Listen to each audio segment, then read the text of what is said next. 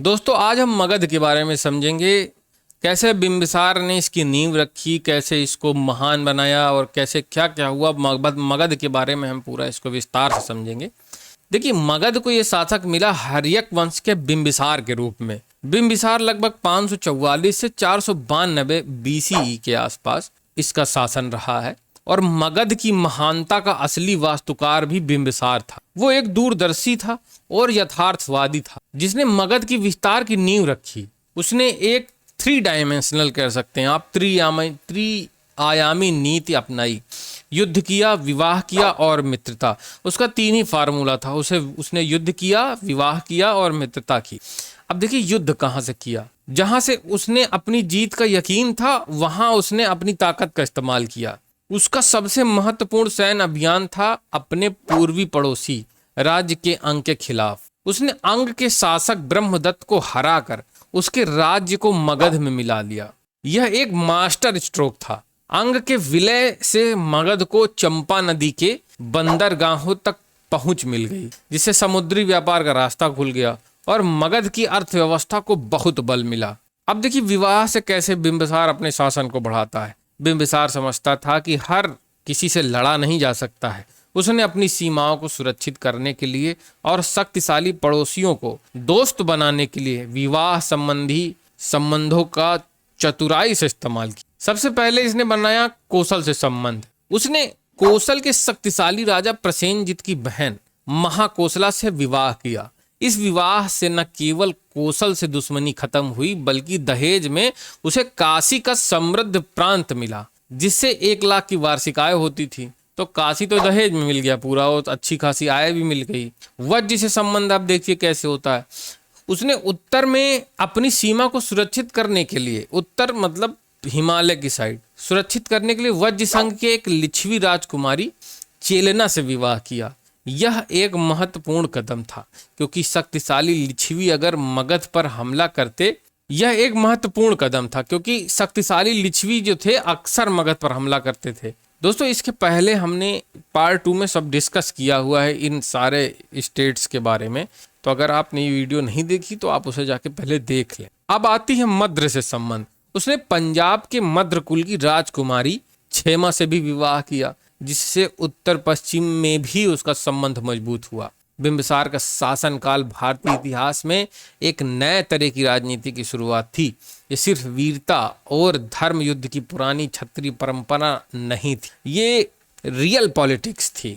एक उसका बेहतरीन उदाहरण कह सकते हो। युद्ध, कूटनीति, विवाह, एक ऐसा कॉम्बो का इस्तेमाल किया गया जिससे एकमात्र लक्ष्य राज्य की शक्ति को बढ़ाना था। उसने मगध साम्राज्यवाद का जो खाका तैयार किया, आने वाली पीढ़ियों ने उसी पर एक विशाल साम्राज्य की इमारत खड़ी की। देखिए, अब बात करते हैं अजातशत्रु के बारे में। अजातशत्रु ने क्यों सिंहासन पे संघर्ष किया, क्या उसका कहानी थी, उस पर हम डिस्कस करेंगे। देखिए, बिंबिसार तो एक महान राजा था, उसने राज्य का विस्तार भी किया, लेकिन बिंबिसार की कहानी का अंत बेहद दुखद था और नाटकीय भी था। उसका अपना बेटा अजातशत्रु लगभग 492 से 460 ईसा पूर्व सत्ता की लालसा में अंधा हो गया। बौद्ध ग्रंथों के अनुसार, ध्यान दीजिएगा, बौद्ध ग्रंथों के अनुसार बुद्ध के ईर्ष्यालु चचेरे भाई देवदत्त ने अजातशत्रु को भड़काया। देवदत्त खुद महत्वाकांक्षी था और ईर्ष्यालु भी था। उसे लगता था कि लोग हमेशा बुद्ध की ओर क्यों झुकते हैं। उसने कई बार चाहा कि भिक्षुओं का नेतृत्व उसे मिले, लेकिन जब बुद्ध ने मना कर दिया तो उसका मन बिल्कुल जलन से भर गया। यहीं से उसने राजनीति में दखल देना शुरू कर दिया। राजनीति में दखल देना शुरू कर दिया मतलब राजा महाराजाओं के बीच में अपना वर्चस्व बढ़ाने के लिए दखल देना शुरू कर दिया। अब अजातशत्रु था जवान, अधीर था, जल्दी सत्ता चाहता था। देवदत्त ने उसकी इसी कमजोरी को पकड़ा। उसने कहा, राजा बनने के लिए इंतजार करने का कोई मतलब नहीं। जब तक तुम्हारे पिता जीवित रहेंगे तुम्हें गद्दी नहीं मिलेगी। बड़ा काम करना है तो जवान रहते ही करो। सत्ता वही हासिल करता है जो मौके का इंतजार नहीं करता है, बल्कि खुद अवसर बनाता है। धीरे धीरे ये बातें अजातशत्रु के मन में घर कर गईं। अब उसे लगा कि सत्ता रिश्तों और नैतिकता से बड़ी हो गई है। यही सोच उसे अपने पिता के खिलाफ खड़ा कर गई। अजातशत्रु ने बिंबिसार को राजगृह में कैद में डाल दिया। शुरुआत में उसकी माँ कौशल देवी छुप कर उन्हें भोजन पहुंचाती थी। अब देखिए अजातशत्रु ने बिंबिसार को क्या किया कि कैद कर दिया। ध्यान दीजिएगा यहाँ पर, बल्कि अजातशत्रु ही युवराज था, सबसे प्रिय पुत्र था अजातशत्रु बिंबिसार का। लेकिन जल्दी अब जब बिंबिसार मरेगा तभी गद्दी मिलेगी, लेकिन वही मिर्जापुर वाली हाल समझ लीजिए जो मिर्जापुर में होता है, गद्दी पे जो रहेगा उसी का शासन होगा। तो शुरुआत में क्या हुआ, उसकी माँ कौशल देवी ने छुपकर उन्हें भोजन पहुंचाया। यह जैन परंपरा में रानी चेलेना का भी जिक्र होता है। कौशला देवी और जैन परंपरा के हिसाब रानी चेलेना का भी जिक्र होता है। लेकिन जब अजातशत्रु को यह पता चला तो उसने सारा भोजन बंद करवा दिया। इसके बाद बिंबिसार की मृत्यु को लेकर अलग अलग कथाएं मिलती। कुछ मानते हैं कि उन्हें कई दिनों तक भूखा प्यासा रखा गया।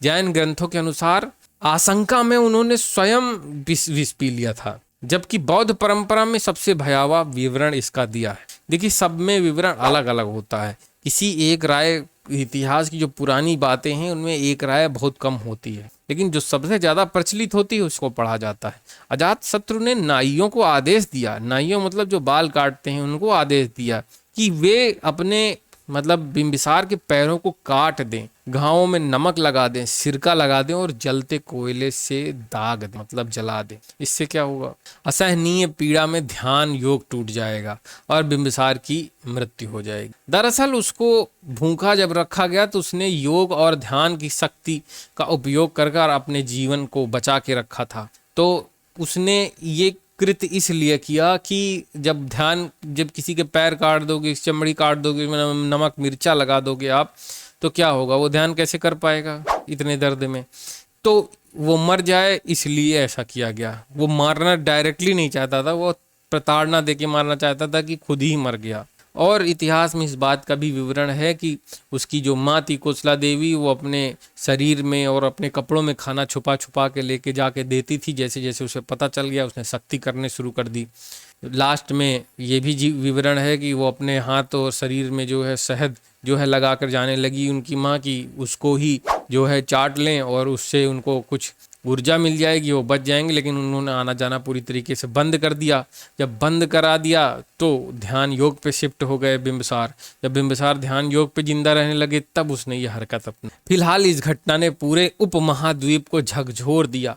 उनकी पत्नी महाकौशला भी शोक में चल बसी। क्रोधित होकर कौशल नरेश प्रसेनजित ने काशी का प्रांत जो दहेज में बिंबिसार को दिया था वापस ले लिया।